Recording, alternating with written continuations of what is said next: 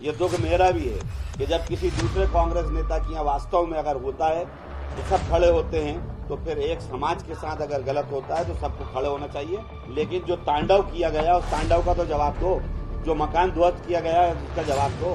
गाड़ियां खड़ी हैं, गाड़ियां अभी हटाने का मौका नहीं दिया। इतना थोड़ी ना होगा कि संविधान की पूरी धज्जियां उड़ा दो, देश बर्बाद कर रहा हो। और राहुल गांधी जी जितना खुला संदेश दे चुके हैं, उसके बाद क्यों कांग्रेस के नेता इस तरह की काम कर रहे हैं मैं नहीं समझ पा रहा। और उसी वजह से मध्य प्रदेश में कांग्रेस की स्थिति बनी।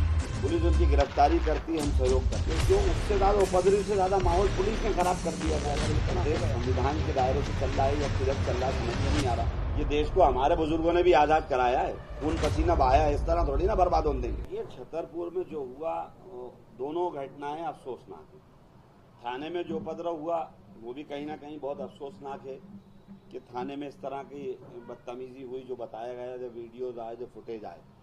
लेकिन उसके बाद पुलिस उन पर मुकदमा दर्ज करती, हम सहयोग करते। पुलिस उनकी गिरफ्तारी करती, हम सहयोग करते। पुलिस वहां पर इस तरह का माहौल पैदा कर दिया कि जो उससे ज़्यादा उपद्रवी से ज़्यादा माहौल पुलिस ने खराब कर दिया कि अगर इस तरह हो गया।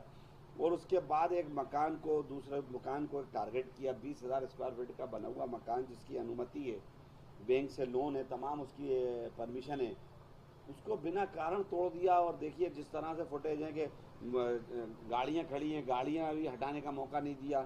तो ये तो बिल्कुल संविधान का खुला मजाक है। और इस पर मेरे को बहुत अफसोस हुआ और मैंने कल चीफ मिनिस्टर साहब से बात करना चाहिए, लेकिन उनके यहाँ कॉल पे बात हो नहीं पाई, समय दे नहीं रहा। चीफ सेक्रेटरी और डीजीपी का ये हाल है कि ऐसे मामलों में उनके यहाँ से जब भी जवाब मांगा गया है कि हम लोग मिलना चाहते हैं, आना चाहते हैं, बात करना चाहते हैं, तो ना कोई रिप्लाई होता है, ना कोई बात करने को तैयार है। तो ये प्रदेश संविधान के दायरे से चल रहा है या किधर चल रहा है समझ में नहीं आ रहा। और मैं तो कांग्रेस के नेताओं को भी कहूँगा, जीतू पटवारी जी को और उमंग सिंगार को, कि उनको तत्काल आगे आना चाहिए। ये बुलडोजर संस्कृति के खिलाफ खड़े होना चाहिए, क्योंकि अगर न्यायपालिका का उचित और लोकतंत्र और संविधान ही खतरे में आ रहा है। और उसके बाद हमारे दोनों नेताओं से मैंने कहा है कि आपको तत्काल इसमें आगे आके भाग लेना चाहिए और ये इसमें खड़े होना चाहिए। जो गलत हुआ उसका गलत कहना चाहिए। राहुल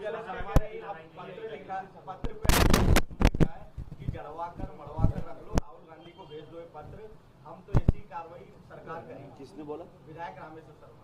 वो कुछ भी बोले, मैंने उनको तो लिखा नहीं है। चीफ मिनिस्टर को लिखा, चीफ मिनिस्टर बोल दें कि एक विधायक पत्र नहीं लिख सकता।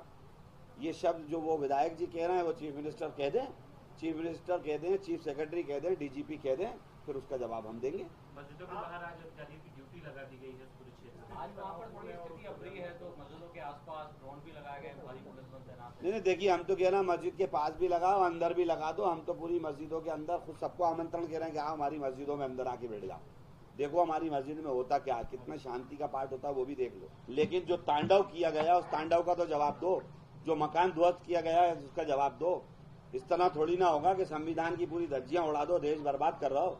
ये देश को हमारे बुजुर्गों ने भी आजाद कराया है, खून पसीना बहाया है, इस तरह थोड़ी ना बर्बाद होने देंगे। ये बहुत अफसोसनाक बात है। जो सवाल आपने करा, ये दुख मेरा भी है, ये दुख मेरा भी है कि जब किसी दूसरे कांग्रेस नेता की यहाँ वास्तव में अगर होता है तो सब खड़े होते हैं, तो फिर एक समाज के साथ अगर गलत होता है तो सबको खड़े होना चाहिए। और राहुल गांधी जी जितना खुला संदेश दे चुके हैं, उसके बाद क्यों कांग्रेस के नेता इस तरह की काम कर रहे हैं मैं नहीं समझ पा रहा। और उसी वजह से मध्य प्रदेश में कांग्रेस की स्थिति बनी हुई है।